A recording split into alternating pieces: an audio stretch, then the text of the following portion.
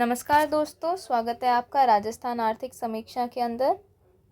इस सीरीज़ के अंदर हम राजस्थान की आर्थिक समीक्षा को प्रॉपर वर्ड टू वर्ड जो सरकार द्वारा जारी की गई है आर्थिक समीक्षा, उस डॉक्यूमेंट को अपन पढ़ने वाले हैं। ये पूरी सीरीज़ में हम जितने भी इम्पोर्टेंट टॉपिक है, जितने भी इम्पोर्टेंट ट्रेंड है, उनको कवर हम करेंगे। राजस्थान आर्थिक समीक्षा डिटेल्ड रिवीजन सीरीज़ है। 25-26 की आर्थिक समीक्षा है। पहला सवाल ये आता है कि राजस्थान की आर्थिक समीक्षा कौन जारी करता है। राजस्थान की आर्थिक समीक्षा को जारी करता है आर्थिकी एवं सांख्यिकी निदेशालय, राजस्थान सरकार का। ये कौन से वर्ष की आर्थिक समीक्षा है? ये आर्थिक समीक्षा वर्ष 2025-26 की है। हमारे माननीय मुख्यमंत्री जी भजनलाल शर्मा, राजस्थान मुख्य सचिव श्री वी श्रीनिवास,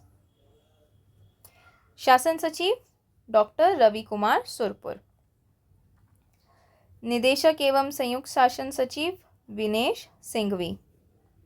तो हमारी जो आर्थिक समीक्षा है उसको हमने अलग अलग चैप्टर्स में बांट रखा है। 1, 2, 3, 4, 5, 6 इस तरीके से हमारे पास टोटल 13 चैप्टर हैं।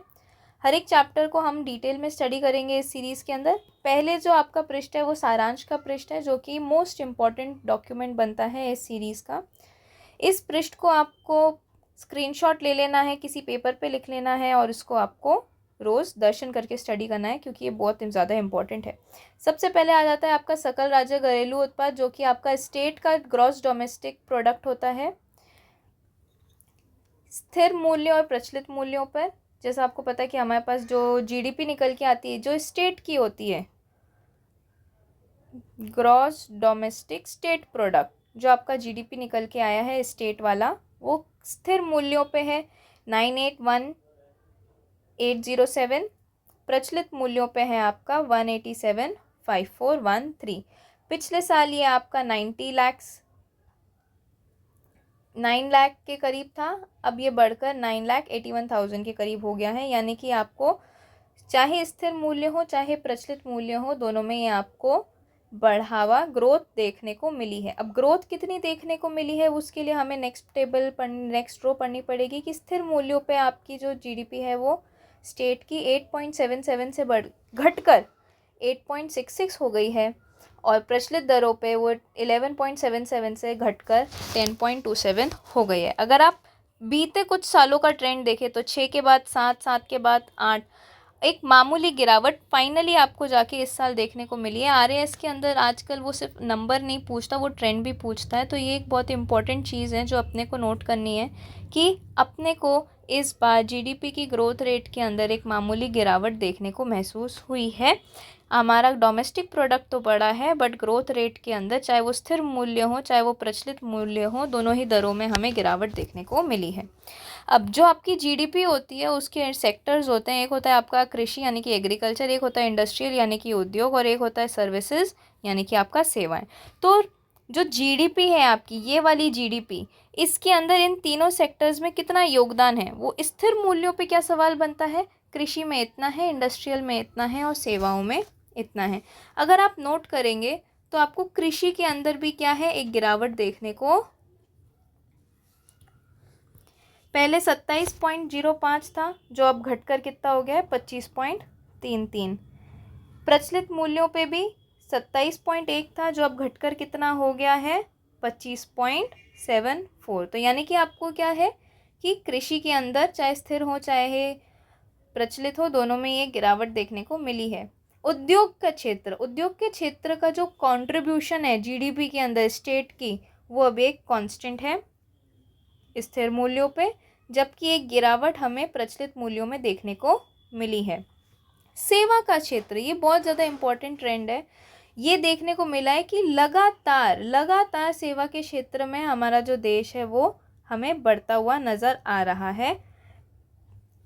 इसने ग्रोथ रजिस्टर करी है आपके स्थिर मूल्यों पे और प्रचलित दोनों ही मूल्यों पे। तो ये ओवरऑल हमें क्या बताता है, ये बताता है कि जो हमारा जीडीपी है स्टेट का, राजस्थान का, उसमें कृषि के अंदर योगदान कम हो रहा है, इंडस्ट्रियल के अंदर या तो स्थिर रहा है या घटा है, और सर्विस सेक्टर के अंदर हमारा जो योगदान है जीडीपी का वो लगातार बढ़ता जा रहा है। ये ट्रेंड हमें बताता है कि हमारे जो जीडीपी का कंट्रीब्यूशन है राजस्थान की स्टेट का, उसमें एग्रीकल्चर के में कमी आ रही है, इंडस्ट्रियल में कमी आ रही है और स्टेट में बढ़ रहा है। ये हमें क्या बताता है? ये हमें बताता है कि जितनी भी डेवलप्ड कंट्रीज़ होती हैं ना, उनके अंदर जीडीपी का कंट्रीब्यूशन में यही ट्रेंड देखने को मिलता है, यानी कि एग्रीकल्चर में जॉब अपॉर्चुनिटीज़, जॉब सीकिंग कम हो, इंडस्ट्रियल में या तो बढ़े या कांस्टेंट रहे, और सबसे ज़्यादा किस में हो? सेवा के क्षेत्र में ही ये हो।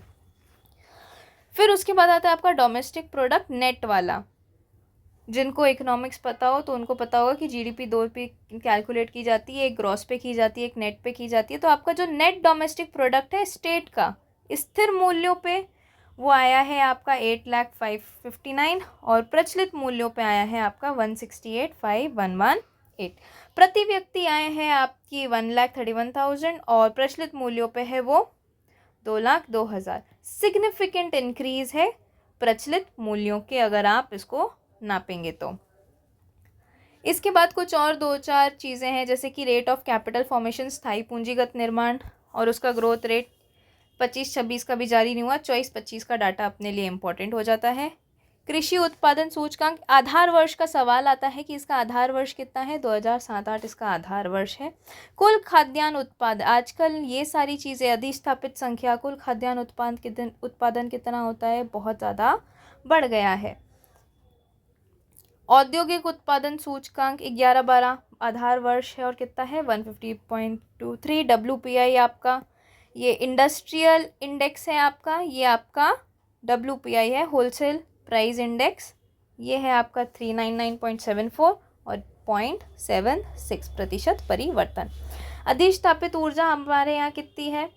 3,31,556 और वाणिज्य बैंक की शाखाएं कितनी हैं? हमारे पास वाणिज्य बैंक की शाखाएं हैं इतनी। तो दोस्तों इस वाली वीडियो में तो हमने सिर्फ ये नंबर्स, जितने भी फिगर्स हैं उनका हमने सिर्फ इंट्रोडक्शन लिया है। नेक्स्ट जो वीडियो होगा इस सीरीज़ के अंदर, उसमें हम डिटेल से चर्चा करेंगे कि कैसे हम इन नंबर्स को याद रख सकते हैं। इस वीडियो के लिए इतना ही। नमस्कार।